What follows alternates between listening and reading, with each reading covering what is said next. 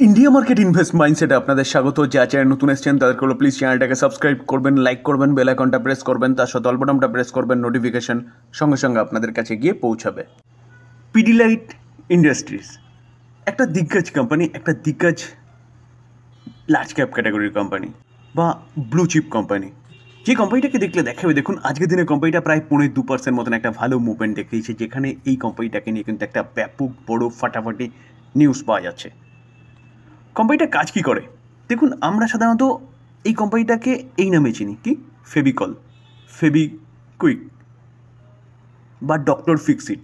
তো এই যে প্রোডাক্টগুলো না, এই প্রোডাক্টগুলো হচ্ছে এই কোম্পানিটার। তো মনোপলি বিজনেস করে এই সেগমেন্টে কোম্পানিটা। আজকের দিনে ভালো মুভমেন্ট দেখানোর পিছনে কারণ কি দেখুন, কারণ আর কিছু না, এই কোম্পানিটা বোনাস প্লাস ডিভিডেন্ড দিতে চলেছে। তো ফার্স্ট টাইম কিন্তু কোম্পানিটা বোনাস দিতে চলেছে। তো দেখুন এই আর্টিকেল দেখলে দেখা যাবে পিডিলাইট কোম্পানিটা আজকের দিনে অর্থাৎ 5 তারিখ ভালো মুভমেন্ট দেখানোর পিছনে কারণ কি, কারণ হচ্ছে কোম্পানিটা বোর্ড মিটিং করতে চলেছে। কিসের জন্য? অবভিয়াসলি Q1 রেজাল্ট এবং তার সাথে সাথে কোম্পানিটা কিন্তু বোনাস নিয়েও আলোচনা করবে, তার সাথে সাথে কোম্পানিটা ডিভিডেন্ডও দিতে চলেছে। এবং এই ডেটটা কবে, অর্থাৎ কবে আমরা জানতে পারবো যে পিডিলাইট এই কোম্পানিটা বোনাস দিচ্ছে বা ডিভিডেন্ড দিচ্ছে বা Q1 রেজাল্ট দিচ্ছে। তো দেখলে দেখা যাবে পিডিলাইট ইন্ডাস্ট্রি ইনফর্ম এক্সচেঞ্জ কত তারিখ, 6 আগস্ট, অর্থাৎ আজকে 5 তারিখ, আগামীকাল এই কোম্পানিটা কিন্তু তার Q1 রেজাল্ট, তার সাথে বোনাস এবং তার সাথে ডিভিডেন্ড দিতে চলেছে। তো এটা কিন্তু একটা ফাটাফাটি নিউজ পিডিলাইট এই কোম্পানিটার জন্য, যেখানে আমরা আগামীকালই জানতে পারবো যে কোম্পানিটা অ্যাকচুয়াল কী করছে এবং কত রেশিওতে কোম্পানিটা বোনাস দিচ্ছে। তো অবশ্যই চ্যানেলের সাথে যুক্ত থাকতে হবে, চ্যানেলটাকে সাবস্ক্রাইব করে রাখতে হবে, তাহলে কিন্তু সঠিক সময় সঠিক তথ্যটা আপনার কাছে গিয়ে পৌঁছাবে। জিও ফাইন্যান্সিয়াল সার্ভিস, তো জিও ফাইন্যান্সিয়াল সার্ভিস এই কোম্পানিটাকে দেখলে দেখাবে আজকের দিনে কোম্পানিটা 0.39% একটা নেগেটিভ মুভমেন্ট দেখিয়েছে, যেখানে এই কোম্পানিটাকে নিয়ে একের পর এক ভালো নিউজ পাওয়া গেছে। যে কোম্পানিটা মিউচুয়াল ফান্ডের ছাড়পত্র সেবির কাছ থেকে পেয়ে গেছিলো এবং মিউচুয়াল ফান্ডের বিজনেস কিন্তু খুব ভালো মতন শুরু করে ফেলেছে। তার সাথে সাথে কোম্পানিটা ব্রোকিং হাউসের বিজনেসের ছাড়পত্র পেয়েছে এবং ইন্স্যুরেন্স বিজনেসেরও কিন্তু ছাড়পত্র পেয়ে গেছে। তো বলতে পারেন কোম্পানিটা কিন্তু তার বিজনেস এবার গুছিয়ে করবে। তো আজকের দিনে এই কোম্পানিটাকে নিয়ে কিন্তু একটা ভালো নিউজ পাওয়া যাচ্ছে, যদিও বা কোম্পানিটা আজকে নেগেটিভ পারফরমেন্স দেখিয়েছে, কারণ এর ইম্প্যাক্ট আমরা আগেই কিন্তু দেখেছিলাম, যার জন্য দেখতে পারবো যে লাস্ট 6 মাসে কোম্পানিটা 33% মুভমেন্ট দেখিয়েছে এবং একদম লো থেকে দেখলে দেখা যাবে কোম্পানিটা কিন্তু লো থেকে যথেষ্ট ভালো মুভমেন্ট প্রেজেন্ট করেছে। কত? অ্যাপ্রক্সিমেট 65%। কিছুদিন আগে আমরা শুনেছিলাম যে জিও এবং ব্ল্যাক রক যে এএমসির বিজনেসের ছাড়পত্র পেয়েছে, তো এই কোম্পানিটা আরও নতুন 5টা ফান্ড, মিউচুয়াল ফান্ড ইন্ট্রোডিউস করতে চলেছে, সেটা কিন্তু আজকের থেকে চালু হয়ে গেছে। তো কী ফান্ডের অফার করছে তো দেখলে দেখা যাবে Jio, black rock, Nifty 50 index fund, যেখানে ফার্স্ট বলতে পারেন লার্জ ক্যাপ ক্যাটাগরির কোম্পানি রয়েছে। ইন্ডেক্স ফান্ড যে ইন্ডেক্সের কোম্পানিগুলো রয়েছে সেগুলোকে নিয়ে কিন্তু ইন্ডেক্স ফান্ড লঞ্চ করেছে। তার সাথে সাথে কোম্পানিটা Nifty next 50 index fund Jio, black rock.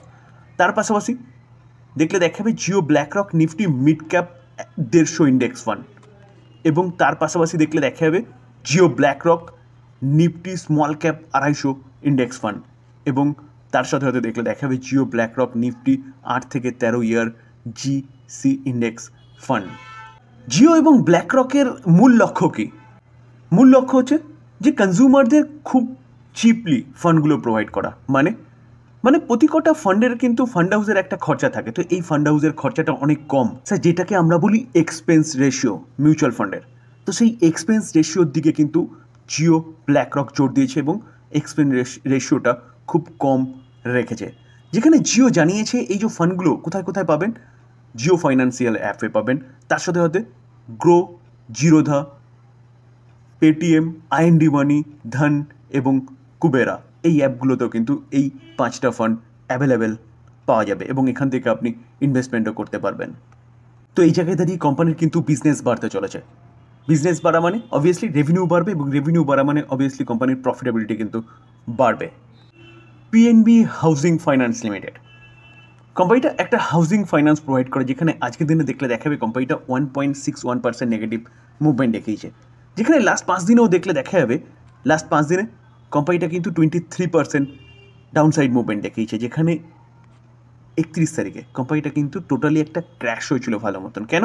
কারণ এমডি এবং সিও এই কোম্পানিটার থেকে রিজাইন করেছিল, কারণ হিসেবে বেটার অপরচুনিটির কথা বলেছিল। কিন্তু এই কোম্পানিটার সেন্টিমেন্টে আঘাত করেছে, যেখানে এই কোম্পানিটাকে কিন্তু উঁচুতে নিয়ে যেতে প্রিভিয়াস এমডির অনেকটা অবদান রয়েছে, যার জন্য তিনি রিজাইন করার সঙ্গে সঙ্গে কিন্তু কোম্পানিটা ক্র্যাশ করেছে। কিন্তু এই কোম্পানিটাকে নিয়ে একটা ভালো নিউজ পাওয়া যাচ্ছে আজকের দিনেই, তবুও কিন্তু কোম্পানিটা 1.5% ওপরে ডাউন সাইড মুভমেন্ট দেখিয়েছে। যেখানে নিউজটা কী পাওয়া যাচ্ছে চলুন সেটা একটু দেখি। স্যার, যে নিউজের কথা বলছি সেটা কিন্তু 5ই আগস্ট, আজকের দিনেরই নিউজ। কি বলছে নিউজে বলছে পিএনবি হাউজিং ফাইন্যান্স এই কোম্পানিটা 78% আপসাইড মুভমেন্ট দেখাতে পারে। বলছে গোল্ডম্যান স্যাক। তো গোল্ডম্যান স্যাক কিন্তু একটা কি গ্লোবাল দিগ্গজ ব্রোকিং হাউস, তারা বলছে গিয়ে কি যে পিএনবি হাউজিং ফাইন্যান্স এই কোম্পানিটা 78% একটা ভালো মুভমেন্ট দেখাতে পারে, এবং এই জন্যেই এই ব্রোকিং হাউসটা বাই রেটিং দিচ্ছে বা বাই রেকমেন্ডেশন দিচ্ছে পিএনবি হাউজিং ফাইন্যান্সকে নিয়ে, এবং টার্গেটকে দিচ্ছে 1386। স্যার, এই ক্ষেত্রে একটা জিনিস বলবো যে কোনো ব্রোকিং হাউস বলছে মানে এই কোম্পানিটা খুব ভালো মুভমেন্ট দেখাবে বা 78% যাবেই, এরকম কোনো ব্যাপার নয়। যদি কোম্পানি বিজনেস ভালো হয় এবং বিজনেসের গ্রোথ থাকে তাহলে কোম্পানি যাবে, আর যদি বিজনেস ভালো না করতে পারে কোম্পানি কিন্তু এখান থেকেও ডাউন সাইড মুভমেন্ট দেখাতে পারে। তো সেই জায়গায় দাঁড়িয়ে আবারও একই জিনিস বলবো যে নিজে ইনভেস্টমেন্ট করার আগে কিন্তু ভালো মতন অ্যানালাইসিস করবেন, নিজের রিস্ক বুঝবেন, তারপরে গিয়ে বাই করার কথা চিন্তা ভাবনা করবেন। স্যার, জেফ্রিস একটা দিগ্গজ গ্লোবাল ব্রোকিং হাউস, তারা কিন্তু তাদের রিসার্চ রিপোর্ট আজকের দিনে পাবলিশ করেছে, এবং এই রিসার্চ রিপোর্টে কি বলছে 3টে কোম্পানিকে নিয়ে তারা বাই রেটিং দিচ্ছে এবং বলছে আপ টু 33% আপসাইড পোটেনশিয়াল রয়েছে। তো এই ক্ষেত্রে একই বলবো যে জেফ্রিস বলছে মানে এই না যে কোম্পানিগুলো এতটা ভালো মুভমেন্ট দেখাবে। তো নিজে ভালো মতন অ্যানালাইসিস করবেন, তারপরে গিয়ে চিন্তা ভাবনা করবেন। চলুন দেখে নিই কোন কোন কোম্পানির সম্বন্ধে জেফ্রিস এই কথা বলছে। জেফ্রিস টাটা স্টিলকে নিয়ে বলিস, যেখানে টাটা স্টিলকে তারা বাই রেটিং দিচ্ছে এবং টার্গেট কি দিচ্ছে 200। তো বাই রেটিং দিচ্ছে এবং বলছে কি 31% আপসাইড মুভমেন্ট দেখাতে পারে। জেফ্রিস জেএসডব্লিউ এনার্জি, তো জেএসডব্লিউ এনার্জিকে নিয়েও কিন্তু জেফ্রিস বাই রেটিং দিচ্ছে এবং বলছে 36% আপসাইড মুভমেন্ট দেখাতে পারে কারেন্ট মার্কেট প্রাইস থেকে, এবং 700 টার্গেট দিচ্ছে।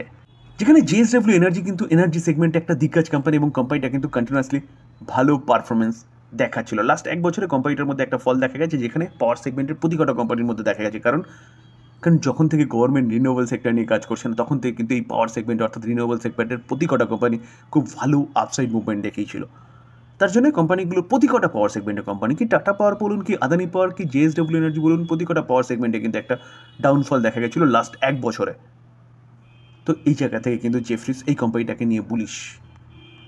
আপতুস ভ্যালু হাউজিং ফাইন্যান্স, তো এই কোম্পানিটাকে নিয়েও কিন্তু জেফ্রিস বুলিশ, এবং টার্গেট কি দিচ্ছে 420 এবং বাই রেটিং দিচ্ছে 24% আপসাইড মুভমেন্ট দেখাতে পারে। কে বলছে? জেফ্রিস বলছে।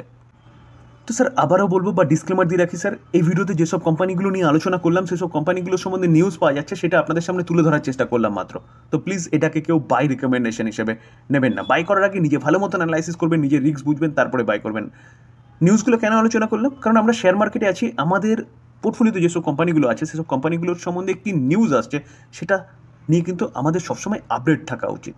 তার জন্যই এই আলোচনা। তো প্লিজ আবারও বলবো, কেউ এইটাকে বা এই ভিডিওটাকে বাই রেকমেন্ডেশন হিসেবে নেবেন না। থ্যাংক ইউ, ভালো থাকবেন।